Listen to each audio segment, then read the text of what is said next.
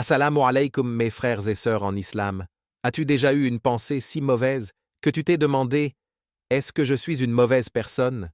Ce n'était pas toi, c'était Shaitan. Laisse-moi t'expliquer. Les murmures insidieux de Shaitan sont l'une des armes les plus dangereuses de son arsenal. Ce ne sont pas de simples suggestions, mais une véritable intrusion, une infiltration obscure de pensées qui n'ont rien à faire dans nos cœurs. Réfléchis à cela. Nos cœurs sont créés purs, naturellement portés à adorer Allah, en quête de droiture. Nous ne désirons pas naturellement le mal.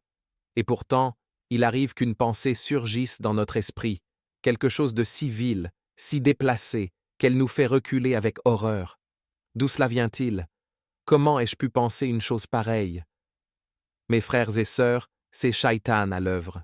Il murmure, insiste, pousse et plante des graines de péché qui ne nous appartenaient même pas à l'origine.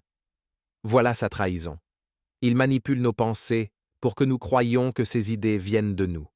Il veut que nous intériorisions ses murmures, que nous assumions sa méchanceté, que nous nous sentions coupables de pensées que nous n'avons pas cherchées. Combien de fois vous a-t-il chuchoté à l'oreille pendant la sala? Combien de fois vous a-t-il distrait dans votre dhikr?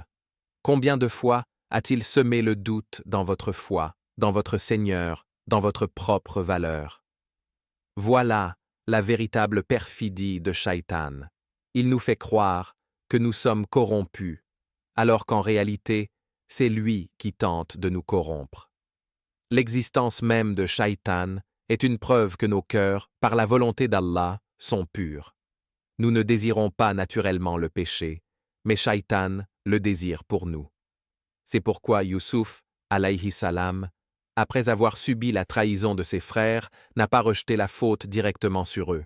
Il a dit « C'est Shaitan qui a causé cela entre mes frères et moi. » Quelle sagesse! Youssouf, avait compris la véritable source du mal.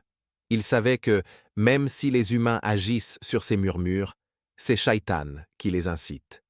Imaginez si, en tant que Ummah, nous intégrions cette sagesse. Imaginez que, plutôt que de nourrir haine et rancune, nous reconnaissions le véritable ennemi. Combien de relations seraient sauvées? Combien de divisions seraient guéries? Shaitan prospère dans la division. Il sait qu'une Ummah unie sous Allah est infranchissable.